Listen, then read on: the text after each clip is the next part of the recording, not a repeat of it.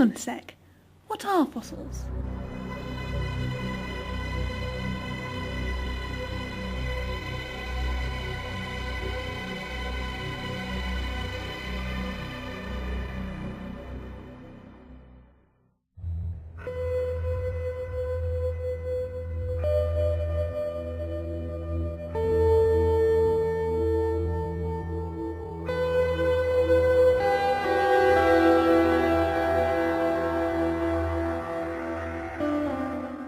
For over 200 years, Lyme Regis has been the fossil capital of the Jurassic Coast.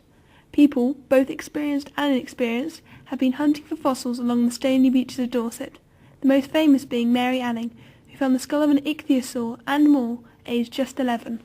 The main reason that Lyme Regis is so jam-packed full of fossils is due to different types of rock in the cliff.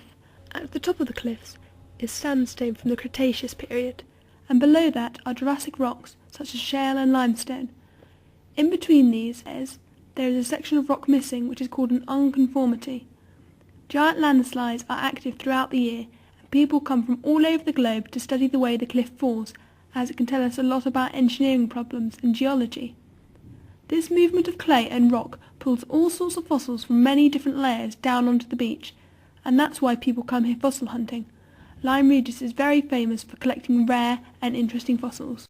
It is also home to the Lyme Regis Fossil Festival, an annual event where a number of exhibits and activities take place, which aim to encourage more people to undertake the art of fossil hunting, and lets anyone share their finds with others. So we're here in Lyme Regis today, coming to see the experts from the Natural History Museum who are working inside.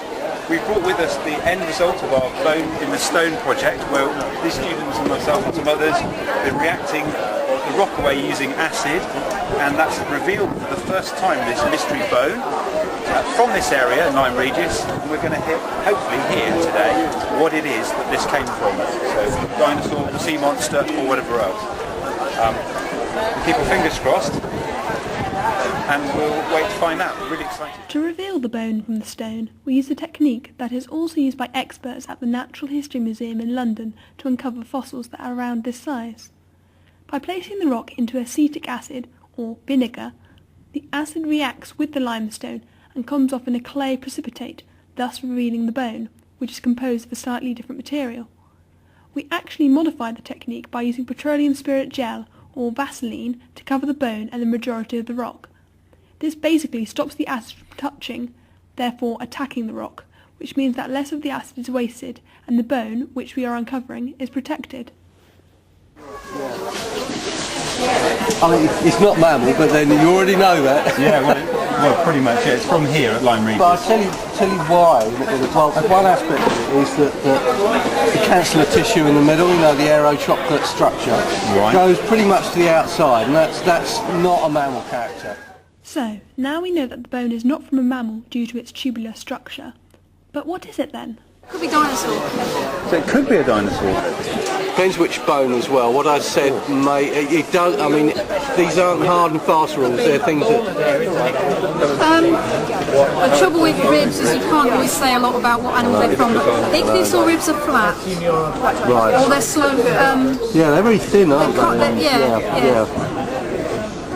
And they can be slightly figure of eight shaped as well, but that's more triangular. So.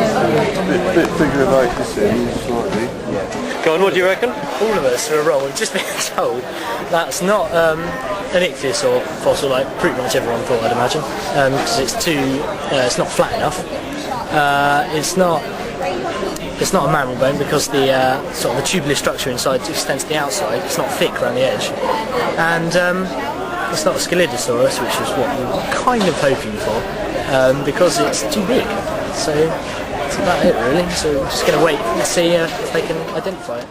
Right, we've heard from the professors from the Natural History Museum. Let's hear what the locals think it is. I would say it was ichthyosaur jawbone, lower jaw, just behind the head. Where's it from? It was from Black Ben, actually. I found it's been a doorstop for a few years, but basically nothing done to it. That's what I would say it was. Under like lower jaw, just under the eye socket. And so therefore there's no, we couldn't see any teeth sockets. Yeah, there's no, they wouldn't start till you got a bit down, like down here. Brilliant.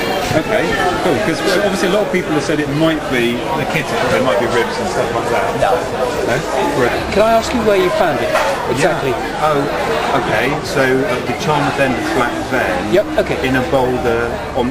This is actually the rock it was in, weather worn by the sea. So this was the part which was exposed. Okay. The rest of it was completely hidden. Yeah, I can see that. Right, because this piece of matrix looks to me very similar to the matrix that some pieces of Scelidosaur were found in, amazingly enough. Really? I mean, I'd have to check the matrix much more carefully, but I've got one piece of code of the similar or the same matrix, and my piece is very similar to pieces which are in Dorchester Museum that were found by Stuart Bagnoli all those years ago, and I think he donated to Dorchester. And that would be it's obviously a piece of rib, no question about that. Okay. But I think there's a reasonable chance it's a piece of that same Scelidosaur. Good, it's been interesting, lovely last sort of day before half term. Really nice trip actually, but a little bit disappointed because we couldn't find what this fossil was. We seem to be getting sort of mixed reports from everyone. The National History Museum people said it was not a Scelidosaurus, it wasn't an ichthyosaur because it was too big. And then some other guy said it is a Scelidosaurus, and then another said it is a Plesiosaurus. It was just a little bit disappointing, but apart from that, it's been fantastic, really. You know, lots of really nice information, a really wide scope of sort of activities that we've been able to do.